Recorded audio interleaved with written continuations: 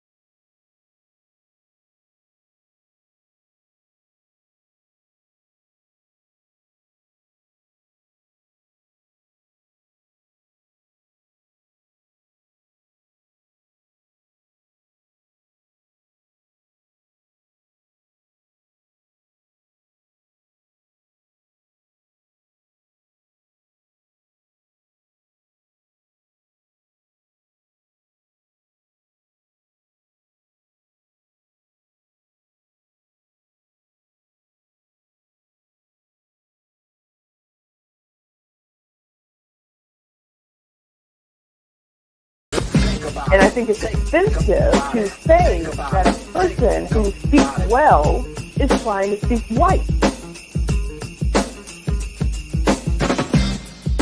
Well, I am pro-woman, but I'm not anti-man. I know the value of a good man.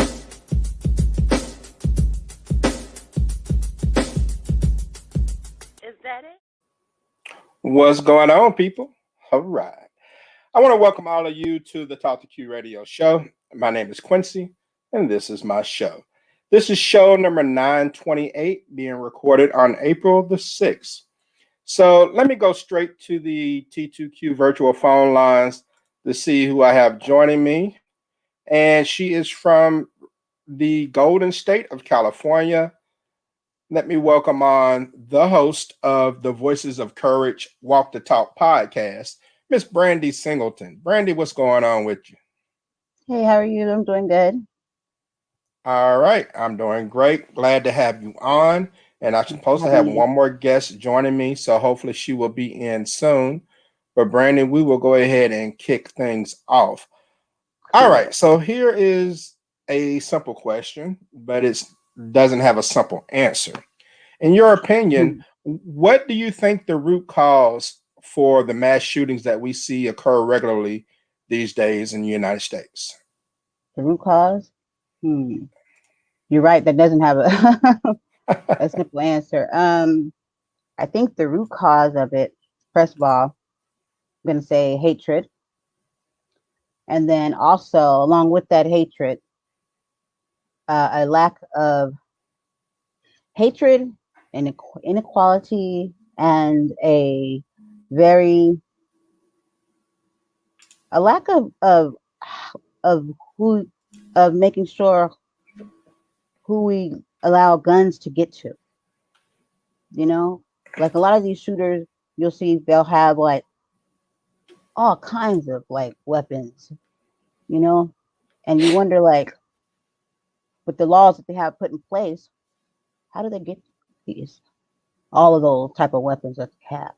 And so I think now that I'm thinking of it, I can just go ahead and say it. The cause of it is our government. They're not doing a good enough job controlling it the way that they should, if I could say that. I mean, so do you think that restricting a certain type of gun or, other assault weapons or things of that nature, if you restrict those from being sold, would that possibly reduce the amount of mass shootings that we see? No, no, I think not at all. I think that's still gonna happen because of the agenda. Like if somebody wants to do what the destruction that they're doing, they're gonna find a way to do it, especially if they have access to being able to do it. So yeah, I don't think that would. Hmm. All right, so I'm curious about what you said about the government being involved. What more do you think the government can do to help things out? Well, they could all be on one page. You'll always hear this over here, that over there. Like it should be where there's one party or one person or whoever, however they do it, set in place to assert these laws, rules, however, whatever they do, and they stick to that. And it's not any blurred lines or any confusion, and it definitely sticks with, it doesn't matter what race, gender, or whatever that you are, all of these apply to everyone. Definitely they need to be more thorough when it comes to people with mental health issues. Like it's just things that we slipping through the cracks. Like you can't afford to take any of these risks or to shorten things, like because these are people's lives, and Yeah. we are required to do certain things, and they put the hammer down on us, so they have to be held accountable too, and do their part. But I think they just need to be more structured and more controlled, more focused, and just it's down the lines for everyone the same thing, and you have to cover all your bases. And mental health, you have to look into who is most likely should not have one, and these days even a person that doesn't fit that criteria shouldn't have one, because you just never know what a person is willing or capable to do. It's already a dangerous thing for us to even have guns, Yeah. because you can just decide to say I'm going to go, so knowing that, then you should take all the precautions that you can. And are there going to be permits or not? Are there going to be background checks or life, or not? It's like every state has something different, and then you could carry, so it's not like you're making it hard for these things to happen, even though usually the ones that are doing it have none of those. But I mean, I just think that the it's all a hot mess. Nothing's like clear. Yeah. Like nobody knows Yeah. if you can get it here. They don't have to have permits here. Like, how do you figure that out? Like, what makes it any different? When everybody can make their own laws, and it's a hot mess. Okay. All right. Let me go back to the virtual phone lines and welcome on from the outskirts of the Motor City of Detroit, Ms. Crystal Hickerson. Crystal, what's going on? Hey Q, how are you? I am doing well. Glad to have you on with me and Brandy. And so, Crystal, let me throw the question to you. What do you think, and this is a simple question, but it's a difficult answer. What do you think is the root cause for the mass shootings that we see regularly these days? Well, I have two reasons. One, there's a lot of stress going on. It could be heightened by the COVID restrictions, meaning people are in the home more and around people more that they don't necessarily want to be around. And two, I don't know, we're going through the rapture or something. Right. I mean, seriously, it's just like, I mean, if you believe in that kind of thing. But Yeah, I really do think that it's people's isolation. Some people can take it, some people can't. And then if you are isolated, quite frankly, with somebody you really don't want to be isolated with, um, then there you are. You know, it just keeps building and building, All right. until they can't take it. So do you think making background checks a little more detailed will make a difference, Crystal? No, I don't. I don't because when you think of the mindset, it really doesn't matter. I mean, yeah, you can do background checks for someone. Let's say you did a background check for someone a year or so ago, or whenever they decided to purchase a gun, for defense or what have you, or for hunting, as we have a lot here in Michigan. And they have this weapon, and they didn't intend to use it to kill another person. It wasn't even on their minds at the time. And but then, fast forward to a situation where someone is backed into a corner mentally, emotionally, and they snap, and now they have a weapon to do what they have to do, or they can even get a weapon from someone else, who has purchased a weapon, as a seller or what have you, on criminally or what, and they're selling weapons, or they get it from somebody else, or they steal it from a family member or what have you, and then they use it. I don't think background checks or anything like that is going to stop them from doing what they want to do. And if they can't get a gun, then they'll get a bat. I mean, they'll do whatever they have to do to carry Oh out Lord. what they need. I mean, that's just a natural reaction. And do you agree, Brandy, that background checks really won't make much of a difference in all of this? It won't make a difference. But I mean, they could cross their eyes, cross their T's and dot their I's, and at least try, because mental health. You have mental health, because it's just so loose and all over the place. But those things right there are just at least like trying to tighten it up, but it really not going to make a difference, because they'll get it somewhere else. And if they're doing a mass shooting, like like killing many of people, that's like they're mentally, you know, something's going on there. And as long as we have weapons out here, they're gonna, it's yeah. Mm, I got you. I got you. And so I guess I have a problem personally with how the media covers a lot of this. And I've heard some people tell me that I'm off base. So I'll ask your opinion. And Crystal, how do you think the media handles these shootings? Are they doing just fine the way they handle it now? Or do you think the way they sensationalize things, they actually create copycats? I don't know. Yeah, I have a problem with people always complaining about the media. The media simply covers what has happened. Okay.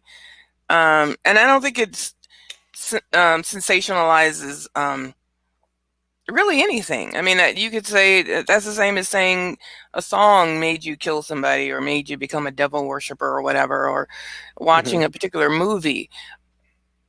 If it's in you, it's going to come out of you. But if it's not in you, it won't. It's simple as that. You'll make another choice. And a lot of times, what we are watching or listening to only feeds into what's already in our head. But the news or the media, yeah, they have clickbait or whatever, as far as the the headline or the title or whatever, and then you read it. If you read it, a lot of people don't read it; they just read the headline, Hmm. um, and then it's drama or whatever. But it's not their fault that someone takes something and decides to go and kill, you know, um, massive amount of people. I mean, that's not the media's fault. They only report what has happened. I mean, See, I don't quite agree with that part about them reporting what has happened, because I hmm think they report what sounds good. and not necessarily what happens. They may give, kind of like you said with the clickbait, the headline itself will have nothing to do with what actually happened at times. They just want you to click on it. I mean, Look, there's no responsibility there. if it bleeds, it leads. That's the name of the game. Okay, that's the You name of the sound like game. an editor. You sound like an editor. Well, that's the way it is. Well, I'm a writer. You know, you write what people wanna read. Okay, and there's a reason why you slow down at a train wreck. Okay, it's part of our human nature, animalistic nature. We want to see the carnage. Now, it'd be one thing if the news went out and started killing people and then reported on that as if nothing had happened, and just to get a Yeah. headline. I mean, do you read the good news? There's been plenty of good news that doesn't even it's reported, but no one watches. No one reads that. Okay. All right. And by the way, have you seen the movie Nightcrawler? Where Yes, the I guy? have. Yes, I Oh, have. that's a That good was an movie. excellent depiction of what I just said was someone creating, and that was a really good movie. Yes. Yes. But yeah. It was. All right. Well, Brandy, what's your opinion? I mean, I kind of get what Crystal is saying, and I guess I can agree with a lot of it. I'm not going to say I do with all. But what do you think? Do you think the media has any type of responsibility when it comes to how these things are depicted? Um, I can say yes and no. I can say yes because like I don't watch the news really, to be honest with you, because well, I mean, a lot of people would know why. Because sometimes it's full of it. So I think that a lot of times they perpetuate things, you know what I mean, and cause people to give misinformation. When misinformation is involved, and especially with things like this, it tends to cause for chaos or for people not to be able to. Okay, I'll give you an example for one. I had over this summer, I had had been involved with a lot of reporting on and helping with things that, like a young man that had been murdered, uh, Hmm. Quan Charles, and then and just some other things too. I remember talking to a friend of mine. She's a Hispanic lady, and I said something to her, and she kind of just like said some stuff, kind of like insinuating that black people, in a way, were holding on to something from like 400 years ago. And then I didn't understand that what that was about. And then as I further along as I talked to her and told her some things, she said, "Oh, I didn't hear about that. I didn't hear about that. I didn't hear about that lynching." She didn't hear about these things because they didn't report these things. So I guess what my problem is there with the media is when they don't report certain things. Because we had a hard time getting that story across, and people, I don't think they even really still touched on it. So that's and when other people don't really know what's going on, and they get you can give them what you want to give them, but not everything, if that makes Okay. sense. And so yeah, and so I think it's the way they kind of just pick and decide how, when, kind of like a show, like a little puppet show or whatever, and then confuse people. And then people don't know what's really going on. And then some people really, really hold on to the news. I used to watch it every morning and with my coffee, my dad did, and all that stuff. Yeah. Yeah, and Uh, that's all they'll see. I heard it on the news. The news said so. okay. All right. And so let me go to the virtual phone line. I didn't give out the number, but this person's found his way in, and go to the 601 in Mississippi. And welcome on, Dr. Willis. Dr. Willis, what's happening, man? Hey, what's going on, Q? Can you hear me? I can hear you, sir. And you had Um, something to contribute to this discussion, sir? yeah, I think I don't know if it's the answer to the mass shooting, but I believe that it's all politically motivated. I think that there are special interest groups that get behind these things. If you ever really think about it, so let's say, for instance, with the Democrats taking office now, the president of the United States, all this, The Republicans, they're going out, so they're upset. So you got some forces at play here. So the main thing that the Democrats want is this gun control. So, and conspiracy. Let me go and put it out there. But it just seems like when they hit office, then we get all these mass shootings and stuff because they want to get people behind these gun laws that they want to pass. They don't understand that criminals don't care about the laws. They're gonna break them. They're gonna get these guns anyway. If you really want to stop gun issues with guns and stuff like that, then go after the guys that are supplying them. Go out to the companies that are making these huge shipments. You can't move these numbers of guns and not have some kind of record. It's almost impossible. So go after those guys. You coming out these young males and stuff like that, and it's just going to be a never-ending battle because once you take one off the street, it's going to be 2, 3, 4, 5 more to replace them. And then on the converse side of it, companies, special interests get involved. So let's say, for instance, now that we got a Democratic president, these companies that are sympathetic to the Republican interests, what they'll do, especially the gas and oil industries, they'll raise their prices. A president has no control over gas prices. However, you'll see gas prices fluctuate depending on what president and what party gains office, because it's those owners, those controllers that are doing that because they know. So let's say, for instance, you got these gas companies that don't like Biden for that reason. All right, they're going to raise these prices because they know that first thing people are going to do is start blaming the president. These prices weren't high until he got in office and blah, blah, blah, blah, blah, blah. So all these things, all these mass shootings, gas price, all these problems come into play from multiple forces, at work. And until we realize that it's not, the people, so to speak, and it's the hierarchy, the people at the top, and we start going after them, then it's going to keep happening.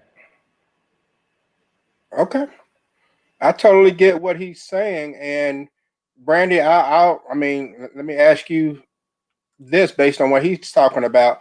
What do you think the answer is to address the guns and violence in this country? If you were a person in political power, where would you start with all of this? Like you said, I would start realistically speaking. Well, I would I would definitely I would start with in-house, clean in-house, make sure, because I agree, what a lot of what he was saying. It's like a lot of it's political, and so when you ask that question, it's like, where would I start? I guess I mean, first of all, I would hope that wouldn't be the case. You know what I mean? Like that's not the things that we do. You know what I mean? That we perpetuate and we make things kind of happen so we can sell our narrative. Mm-hmm. So it's kind of like it's not really easy. That's not like an easy answer because what we're dealing with here already. But maybe just kick them all out and just start again, I guess. When I think about it, time to Start go. from scratch. That's what I feel at this point, yeah, because this is what we're working with. Then we got to do better, because if in-house is this is what we're dealing with here, and this is the reality, and this is in-house, and then you have the rest of us, the people. You know what I mean? What do you? It's a hot mess, and then they know how to appeal to people because the mind, who to target, how to do it, use certain words, you use certain, and you put it out there. And I study a lot about mind control, like how mentally how they perpetuate and they get to our minds, and certain people and things they say or do, and yeah, you just have to just clean house and see, because this is it's all bad. All right. Well, Crystal, what do you think? I mean, where would you start? I mean, I know there's no one answer, so to speak, but I mean, you have to start somewhere, right? Yeah, regarding the political forces and all that, You know, I really think personally, yeah, some of it is politics, who's in office, Democrats, Republicans, what have you.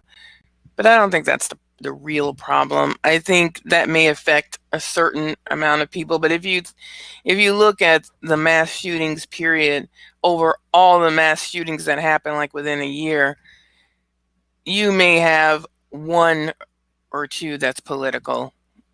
Maybe, and usually it's one group, whatever. But you know, the core of why they're doing it. They're not. You have to start with mental health. Why is this happening?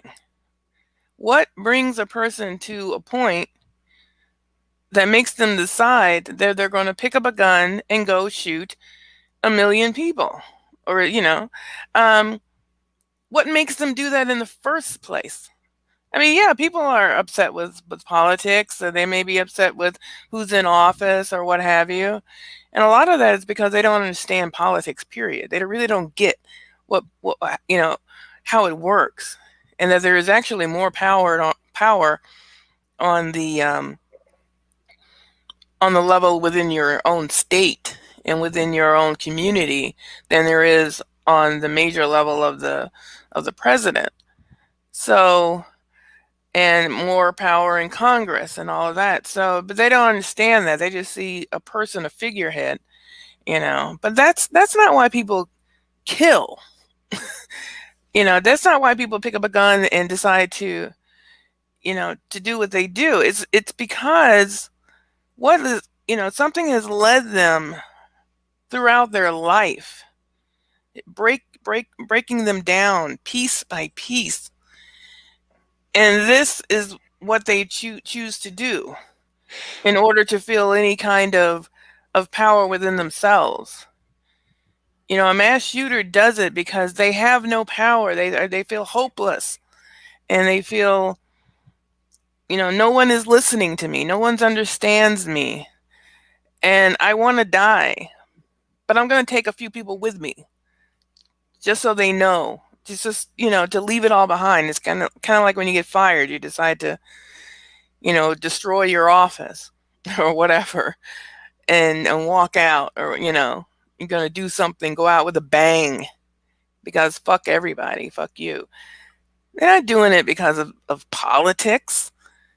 It has nothing to do with politics. It has to do with them, what's going on with them. And in America especially, we don't deal with mental health. We want people to get over it. We want people to, you know, get up and pull up your bootstraps and get back out there. Mhm. Yeah, I'm going to get back out there, and I'll bring an AK-47 with me, and I'm going to show you what pain is, so you know. So, I mean, I may not like the president. I didn't like Trump for a whole 4 fucking years, even though I thought about going out and fucking killing him because I figured that's the only way to stop his ass. But I Oh didn't. Lord. I didn't do it. He's still alive. The Okay. Talk to Q radio show does not condone the assassination of political leaders. Let me throw that out there. I'm just saying, there's a lot of people who felt that way. Okay, but they didn't go out and do it. You know.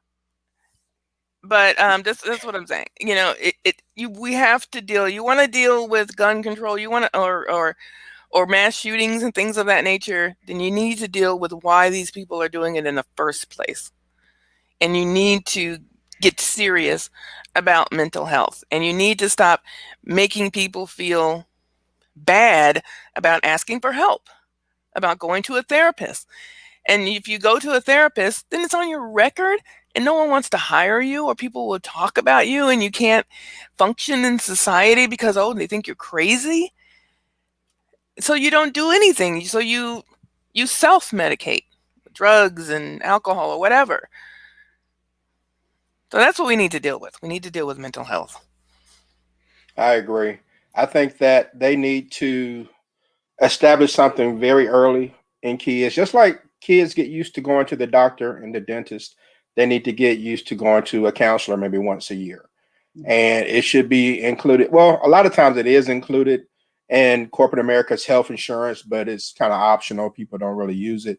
But I think there needs to be some changes regarding mental health for real and getting the people at a lot younger age and letting them know it is okay and it shouldn't be a stigma at all. And I do think that would help some. I do think that some Yeah. folks are just rebellious and they're going to do what they're going to do. But I do think that that's a start. So, all right, really quick, I want to discuss just a couple of questions about the Derek Chauvin trial. And this is one of the few times that I can recall in my life seeing another cop essentially testify against his own. And Brandy, how do you feel the trial has gone so far? Do you think that the evidence and testimony points towards a conviction on this? Well, yeah. I mean, just when we watched it happen, pointed towards conviction, but here we are. Yeah, I think so. I think I'm playing games right now. I don't understand. Yes, it does, but I mean, we saw what they did in other cases, and now leading here with George Floyd, when we literally seen what happened, and everything else that they're bringing up, being on drugs, and how much of this, and it wasn't on his neck, it was on his shoulder, and like all that is just you're sitting here playing games. When you know what it is, it shouldn't even.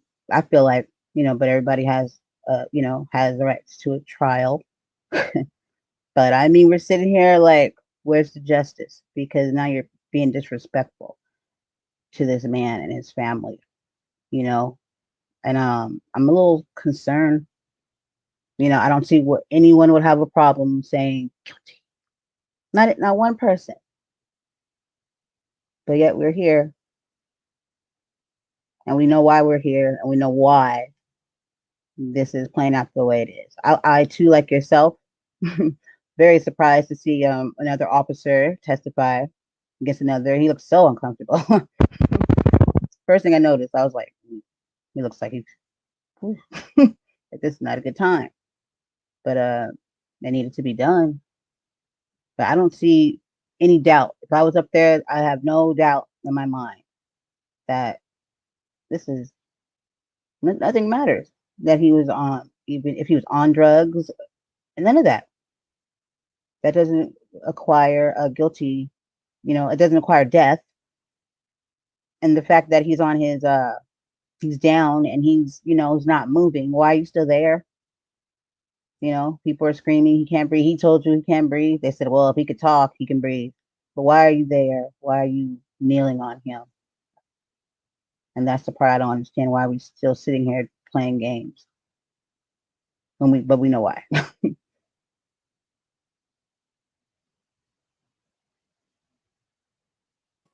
Crystal, what's your take on how things have progressed so far?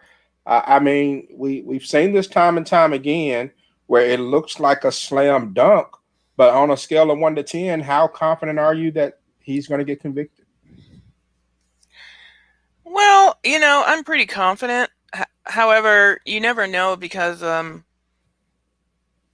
what the defense attorney is trying to do is bring reasonable doubt. I mean, we have a video, we have witnesses, we have all that. We have, other cops saying what is the procedure that he, of course, he did not do. We have the EMT saying that he had to actually ask him to move after the man was clearly dead for several minutes. He died actually within 3 minutes of all of this, and he was non-responsive, and he could have been saved at that point, but he stayed there. So yeah, we know, now you do this, you do the trial, of course, as Brandy was saying, you do the trial because it's everyone deserves a trial. You can't just say guilty and goodbye.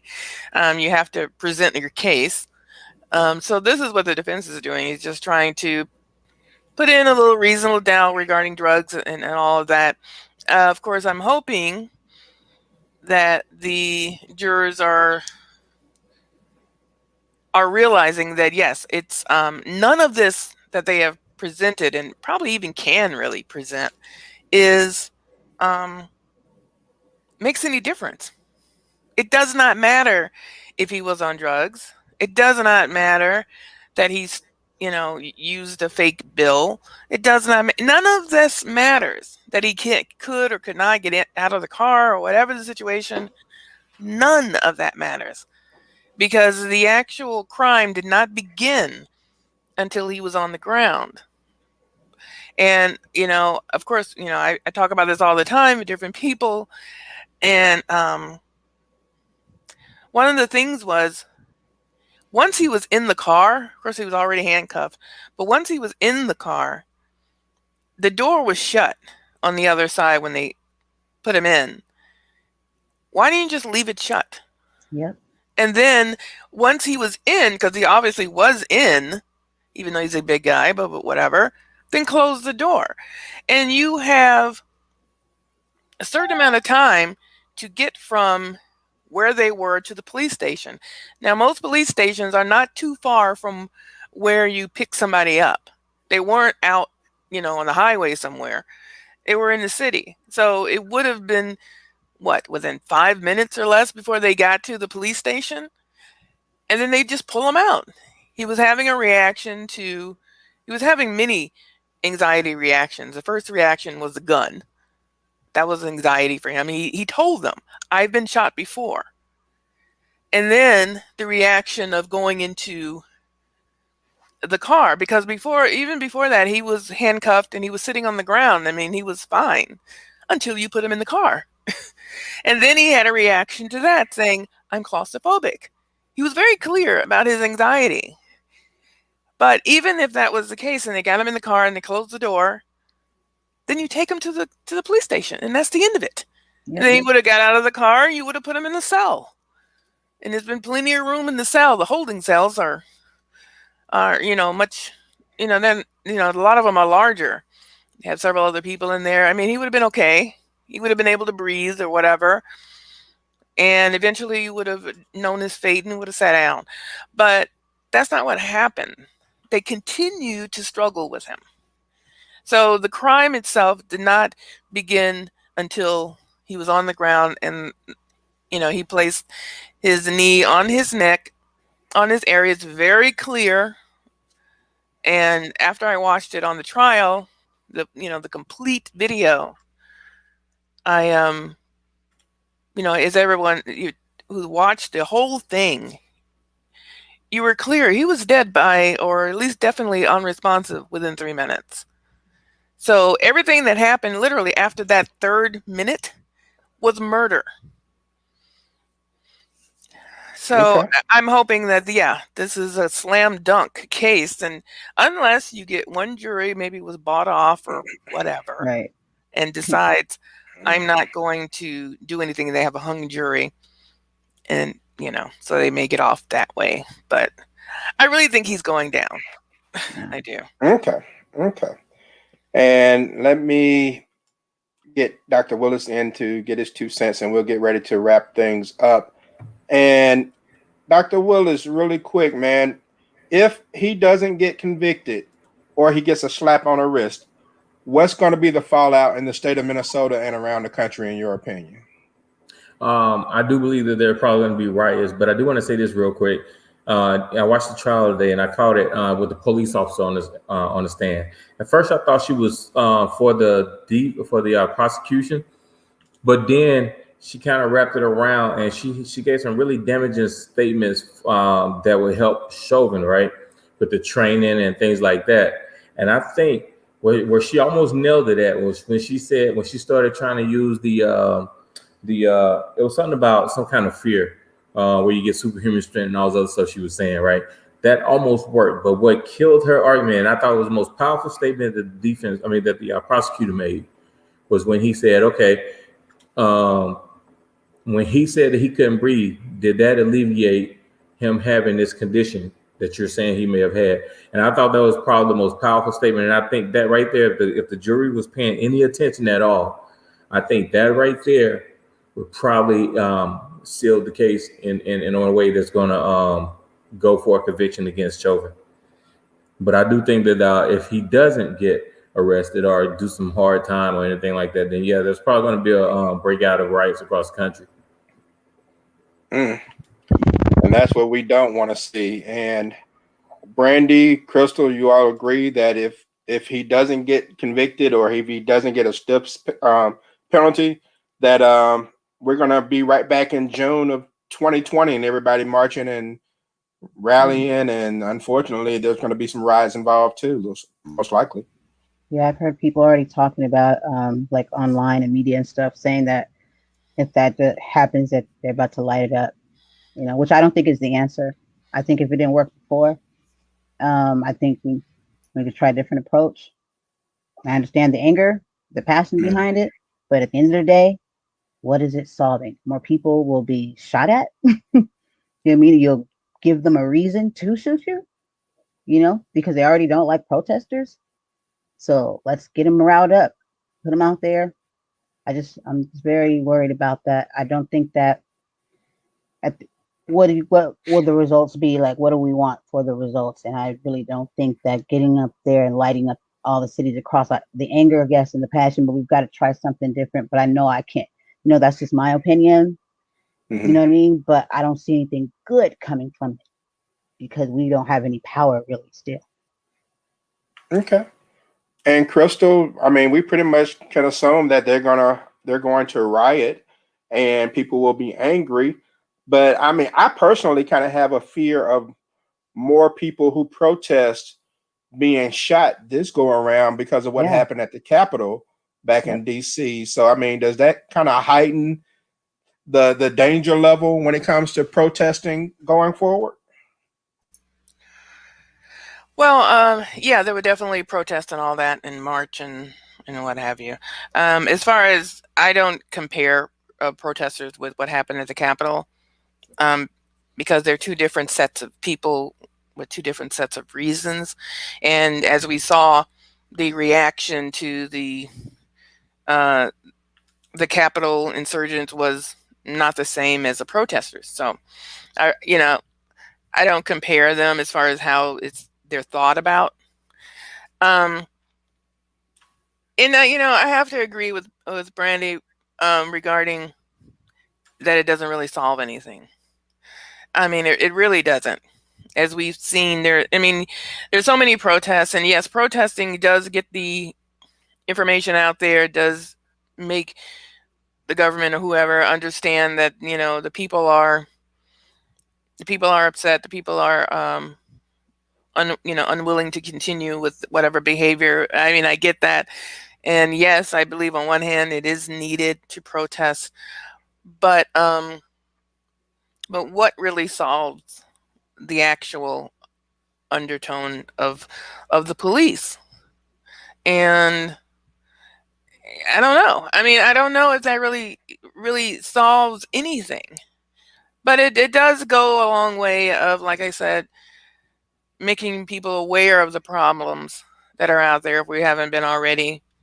But yes, there will definitely be protests. I really do, like I said, I really do think that he will be charged.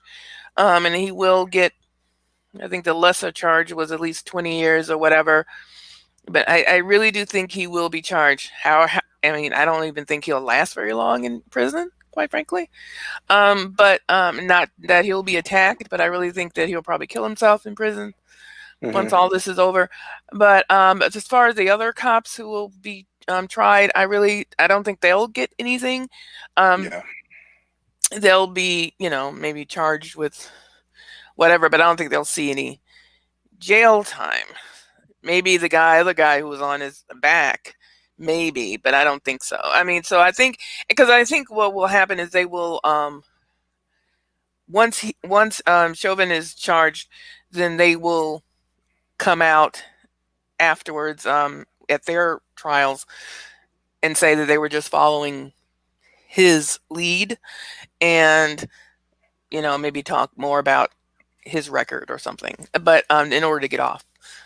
So I really don't think that anything will happen to them, but I actually really do think that Chauvin will be charged.